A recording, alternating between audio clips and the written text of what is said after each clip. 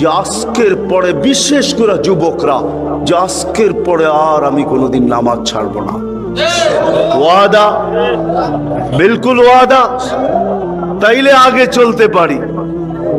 ওয়াদা কিন্তু আজকের থেকে আর নামাজ ছাড়বো না, আজকের থেকে আর নামাজ ছাড়বো না।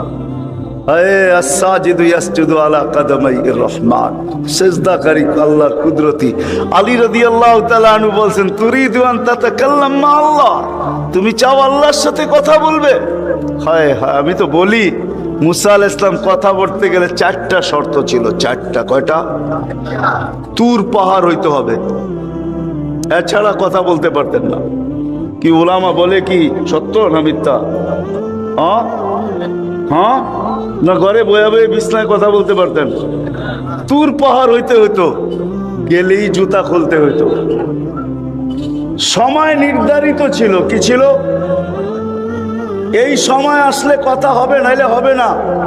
আবার কথার সীমা রেখা ছিল, আজকে এতটুকু বলবে, বাকিটুকু কালকে, আর বেশি বলা যাবে না।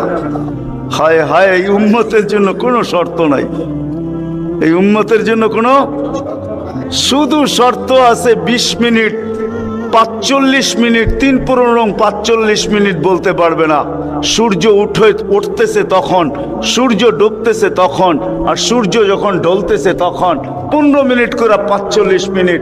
এছাড়া সারা দিন কথা বলতে পারবে, ইচ্ছা হোক। এই জন্যই আলী রাদিয়াল্লাহু তাআলা আনহু বলেন, তুমি চাও আল্লাহর সাথে কথা বলতে, ফালতুসাল্লি, তাহলে নামাজে দাঁড়াও। লিআন্নাল মুসাল্লিউন ফাইন্নাল মুসাল্লি ইউনাজি রাব্বা, নামাজি আল্লাহর সাথে কথা বলে। আল্লাহ সুযোগ দিছে, আবার আল্লাহ কথা বলে, কোনো শর্ত নাই। ছোট ছোট বাচ্চা হাফেজ হয়ে গেল, দেখলেন, এ যদি সারাদিন কোরআন পড়তে থাকে, তা আল্লাহ বলে কোরআন আল্লাহর কালাম। কি? হ্যাঁ, আপনি সূরা ফাতিহা পড়েন, এটা কি ফাতিহা? হ্যাঁ, আলহামদু পড়তেছেন আপনি? না না না, আল্লাহ আপনার সাথে কথা বলতেছে, কারণ এটা আল্লাহর কালাম।